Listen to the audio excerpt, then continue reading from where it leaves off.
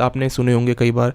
तो ये वो ग्लैंड्स है जो कि हमारी किडनीज़ के ऊपर होते हैं और बहुत ही इंपॉर्टेंट इनका फंक्शन होता है, क्योंकि ये करीबन 5 से 6 तरह के कुछ इंपॉर्टेंट हार्मोन्स सीक्रेट करते हैं हमारी बॉडी में, लाइक एल्डोस्टेरॉन, टेस्टोस्टेरॉन वुमेन्स के अंदर, क्योंकि हमें मालूम है टेस्टिस नहीं होती, तो इसलिए एड्रीनल ग्लैंड्स ही उसको सीक्रेट करता है। साथ ही साथ एड्रीनल ग्लैंड्स क्या करते हैं कि एड्रेनालिन को भी सीक्रेट करते हैं, एक न्यूरोट्रांसमीटर हार्मोन जो कि आपकी विल पावर, एक ड्राइव देने का काम करता है। कई बार आपने सुना होगा कि एड्रेनालिन अपना बढ़ाओ ताकि आप किसी भी काम को ज़्यादा आउटपुट के साथ में, ज़्यादा एफिशिएंसी के साथ में कर पाओ।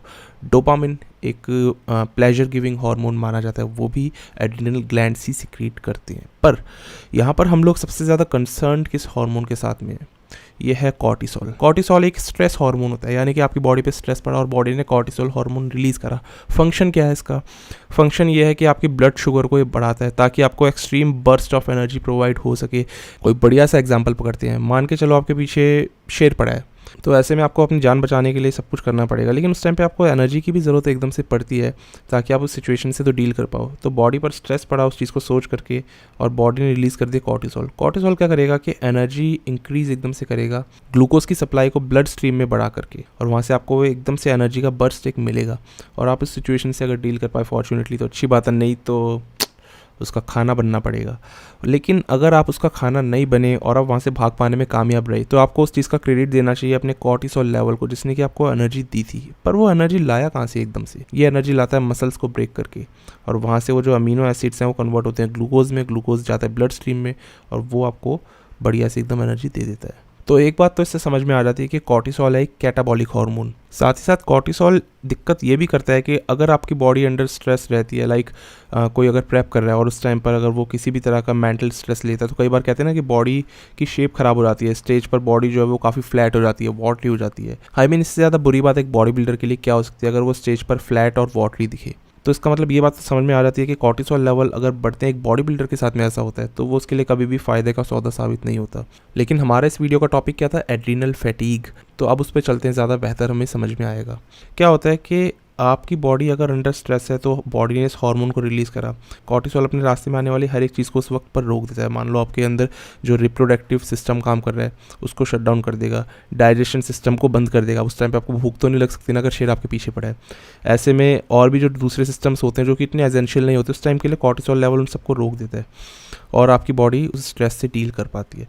पर क्या हो कि अगर लगातार बॉडी अंडर स्ट्रेस रहे, लगातार एड्रीनल ग्लैंड्स कह रहे हैं कि भाई और प्रोड्यूस करो, हमें और कॉर्टिसोल लेवल चाहिए, और ऐसा होता है। ये सिचुएशन तब आती है जब आपकी बॉडी पूरे दिन के स्ट्रेस में रहती है, जिसको बोलते हैं कि क्रॉनिक स्ट्रेस रहना। अब यहाँ पर ये दो तरीके से हो सकता है। एक तो बुरे लाइफस्टाइल के कारण, एक नॉर्मल इंसान एक ऐसा लाइफस्टाइल जी रहा है जिसमें कि वो ठीक से अपने डाइट, न्यूट्रिशन, प्रॉपर स्लीप नहीं लेता और बैड हैबिट्स उसके साथ में बैडली चिपकी हुई हैं, पूरे दिन मेंटल कंटिन्यूस स्ट्रेस उसको रहता है। तो ऐसे में एड्रीनल ग्लैंड्स जो है फैटीग आउट हो सकते हैं। दूसरी चीज़ लेकिन सबसे इंपॉर्टेंट जिससे कि हम कंसर्न है वो है बॉडी बिल्डिंग। स्पेशली जब एक बॉडी बिल्डर किसी कॉन्टेस्ट की प्रेप कर रहा होता है, बॉडी अंडर स्ट्रेस रहती है हर वक्त पर, क्योंकि आप continuously cardio, diet, weight training कर रहे हो, बॉडी अलाउ करे ना करे करना पड़ेगा। और ऐसे में ज़्यादा से ज़्यादा उस टाइम पर दिए जाते हैं बॉडी में स्टिमुलेंट्स, कैफीन, फैट बर्नर्स। अब ये बॉडी में कंटिन्यूसली एक स्ट्रेस बिल्डअप करके रखते हैं और एड्रीनल ग्लैंड अपना काम करे जा रहा है, कॉर्टिसोल प्रोड्यूस करे जा रहा है। ऐसे में ये चीज़ होती है कि जब एड्रीनल ग्लैंड्स टायर्ड अप हो जाते हैं और वो इनफ कॉर्टिसोल प्रोड्यूस नहीं कर पाते, बॉडी एड्रीनल फैटिग मोड में आ जाती है। अब इससे प्रॉब्लम क्या है? बॉडी उतना कॉर्टिसोल नहीं प्रोड्यूस कर रही। तो आप कहोगे यार ये तो अच्छी बात है, हमें तो ये हार्मोन चाहिए भी नहीं था, इतना बड़ा कैटाबॉलिक हार्मोन है, प्रॉब्लम में प्रॉब्लम क्रिएट करा था। लेकिन अब हम लोग बात करते हैं कि इसकी एक्चुअली में इंपॉर्टेंस क्या है बॉडी में, क्यों हमें चाहिए होता है। देखो, सबसे पहला काम तो ये है कि हमारी बॉडी में इन्फ्लेमेशन है उसको कम करता है, बॉडी के मेटाबॉलिज्म को रेगुलेट करता है। यस, कितनी इंपॉर्टेंट ये फैक्टर है। ब्लड प्रेशर, ब्लड शुगर का हमें पता ही है। आपके स्लीप और वेक साइकिल को ये कंट्रोल करता है और इसीलिए अगर आपका जो कॉर्टिसोल लेवल डाउन होगा, एड्रीनल फैटिग आपके साथ में चल रहा है, तो आपके साथ प्रॉब्लम पूरे दिन यही रहेगी कि स्लीपी फील करोगे लेकिन नींद नहीं आएगी और डेफिनेटली स्लीपिंग पैटर्न्स आपके बिगड़ चुके होंगे। एनर्जी लेवल्स जो आपकी बॉडी में वो नीचे गिर जाएंगे। तो कॉर्टिसोल के भी कुछ इंपॉर्टेंट काम है, इसी वजह से इसका एक ठीक मात्रा में रहना ज़रूरी है। ज़्यादा होगा तो भी प्रॉब्लम देगा और कम होगा तो एड्रीनल फैटिग हम इसको बोलते हैं। साथ ही साथ एड्रीनल ग्लैंड्स और भी एसेंशियल हार्मोन्स को बनाते हैं, जैसे कि अगर मैं बात करता हूँ यहाँ पर एल्डोस्टेरॉन की, जो कि बॉडी में सोडियम और वाटर का बैलेंस बनाए रखता है, नहीं तो आप डिहाइड्रेशन स्टेट में चले जाओगे, ब्लड प्रेशर आपका लो हो जाएगा।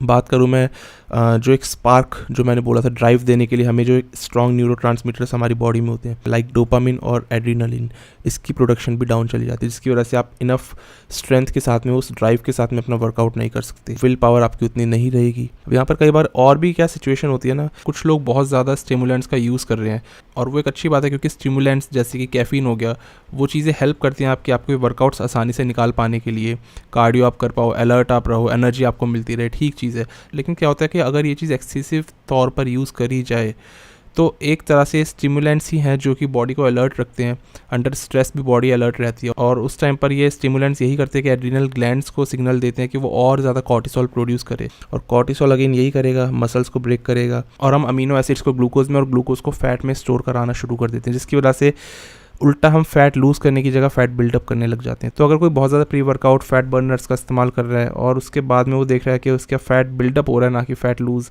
तो ऐसे में ज़रूरत है कि वो अपने कॉर्टिसोल लेवल्स को चेक कराए। डेफिनेटली वो हाई पाएंगे जिसकी वजह से वो प्रॉब्लम हो रही है और वो उसके रास्ते का बैरियर बन रहे हैं।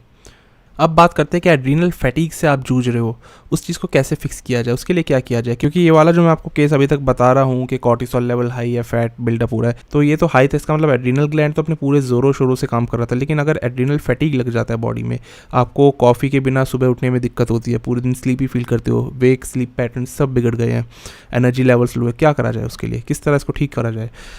यहाँ पर सबसे पहली चीज़ तो ये है कि कुछ न्यूट्रिएंट्स इसमें ऐड करने की ज़रूरत होती है जो कि कई लोग इसमें रिकमेंड करते हैं, like vitamin B1, vitamin B3, B7, B12, जितने भी एक्चुअली बी कॉम्प्लेक्स के विटामिन्स हैं इनको ऐड करना बहुत ज़रूरी है क्योंकि ये डिप्लीट होते हैं जब आपका कॉर्टिसोल लेवल हाई रहता है और ये अब रिस्टोर करने में, उसको वापस से बैलेंस करने में हार्मोन्स को मदद करते हैं। यही काम विटामिन सी भी कुछ करता है। तो vitamin B complex, vitamin C, ये दो बहुत इंपॉर्टेंट न्यूट्रिएंट्स बताए जाते हैं, विटामिन बताए जाते हैं जो आपको ऐड करने चाहिए। साथ ही साथ बोला जाता है कि आप ZMA ऐड करो, उसमें भी यही है कि जिंक, मैग्नीशियम, विटामिन B6, ये आपको एक्चुअली में अगेन हेल्प करते हैं कि आप डीप स्लीप ले सको, गहरी नींद आपको आए। साथ ही साथ मेलाटोनिन, इसका नाम आपने कई बार सुना होगा, एक हार्मोन होता है एक्चुअली ये जो कि हमारे ब्रेन के अंदर जो पाइनियल ग्लैंड होता है ना उसमें बनता है।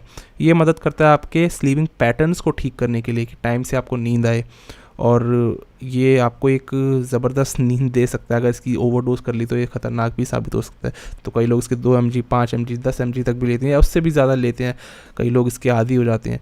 तो लेकिन आदि किसी चीज़ का नहीं होना और स्पेशली हार्मोन ये है, लेकिन फिर भी इससे एक मदद मिल जाती है कि उस टाइम पर आप अपने स्लीपिंग पैटर्न्स को ठीक कर पाओ।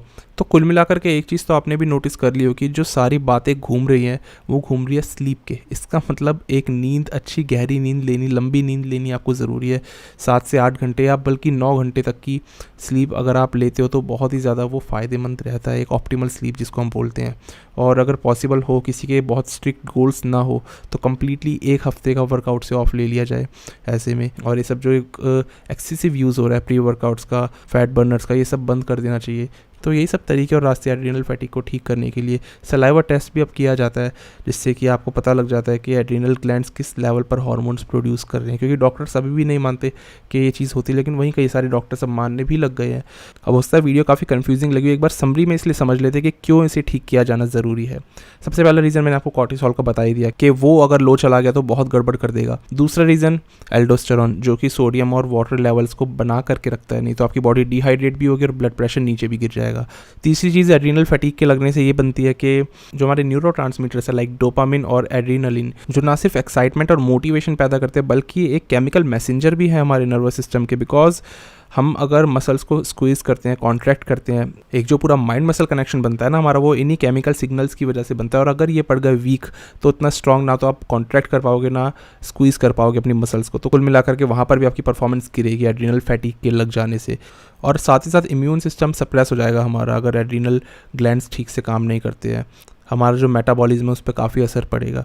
तो बहुत सारी बातें, कई सारे रोल हैं हमारी बॉडी में इसके, जिसकी वजह से इनका ठीक रहना ज़रूरी है। तो एड्रीनल फैटीग के बारे में अगर आपको जानना है, अगर मान लो लगता है आपके साथ में भी कोई ऐसी प्रॉब्लम है, आप भी पूरे दिन स्लीपी फील करते हो, लथार्जिक फील करते हो, तो आपको इसके ऊपर और रिसर्च करनी चाहिए। मेरी एडवाइस है, लेकिन फिर भी एक इन्फॉर्मेशन के तौर पर मैंने वीडियो बनाई ताकि अगर किसी को कुछ से हेल्प मिल सके तो अच्छी बात है। आई होप आपको उससे कुछ इन्फॉर्मेशन मिली हो और अच्छी लगी हो वीडियो तो मुझे कमेंट्स में बता देना। बस दोस्तों ये था, मिलते हैं अगली बार एक नए वीडियो में एक नए टॉपिक के साथ में। तब तक के लिए स्टे ट्यून, गुड बाय, शुक्रिया।